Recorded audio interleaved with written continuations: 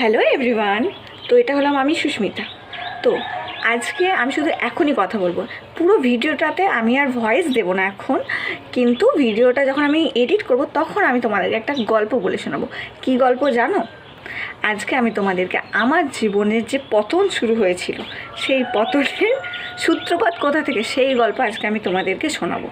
তো আমার জীবনের পতনের গল্প শুনতে হলে অবশ্যই ভিডিওটা পুরোটা দেখবে। তো চলো গল্প তাহলে শুরু করা যাক। ছোটোবেলা, অর্থাৎ যেখান থেকে আমার স্মৃতি মনে আছে আর কি, সেখান থেকে ক্লাস 10 পর্যন্ত আমার জীবনের অতটা পতন হয়নি। হ্যাঁ, এর মধ্যে আমি আমার প্রিয়জনকে হারিয়েছি। তো ক্লাস 10-এর পর যখন আমি 11-এ উঠি, আমি ভর্তি হই কম্পিউটার সেন্টারে। এবং আমি আর আমার কয়েকটা বান্ধবী যখন যেতাম সেখানে, প্রথম তো আমরা 1 মাস গল্প করতে করতেই যেতাম, হি হি হা হা করতে করতে। কিন্তু তারপর দেখলাম হঠাৎ ওরা 11-এ উঠে সবাই ফোন কিনতে লাগলো। তারপর ভাই আর কেউ গল্প করে না যেতে যেতে, সবাই ফোন দেখতে দেখতে যায়। ওকে বলে, ভাই হোয়াটসঅ্যাপে এটা পাঠাবো, এই ফেসবুকে এটা দেখলি, আরে ভাই টিকটকে এঁকে দেখেছিস। তখন আমি ভাবলাম এই কী ভাই, ওরা এইসব নিয়ে মেতে আছে, আমার সাথে কেউ ঠিকঠাক কথাই বলে না, ওই টিকটক ফেসবুক মানে এইসব নিয়ে। আমি ভাবলাম না, আমাকেও ফোন কিনতে হবে। আমি বাড়ি এসে বাবাকে বললাম। অন্যের বাবা মা হলে কী বলতো, মানে অন্যের বাবা হলে বলতো না না কিনতে হবে না, আমার বাবা এক কথাতেই রাজি, ঠিক আছে কেন।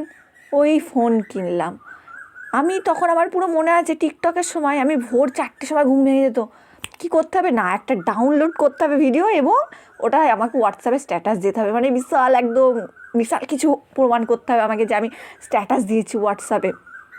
এইরকম করেই ভাই আমার দিন কাটতে লাগলো, মানে টিকটক ফেসবুক এইগুলোই।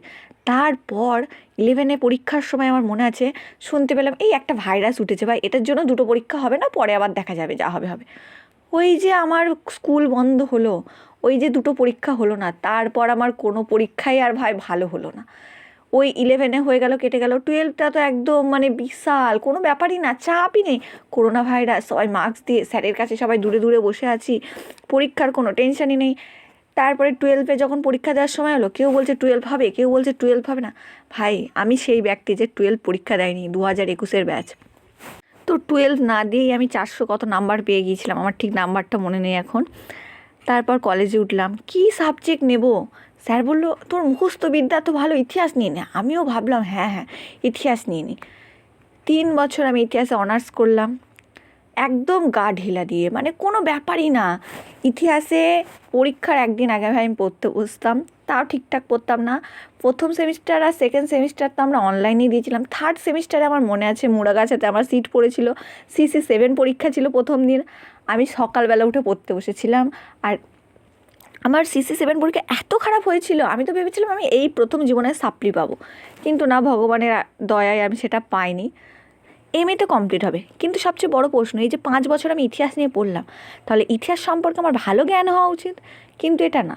আমি ইতিহাস সেই সমস্ত প্রশ্নগুলোই পড়তাম যেগুলো পরীক্ষায় সাজেশান দিত, শর্ট বা বড, ব্যাস।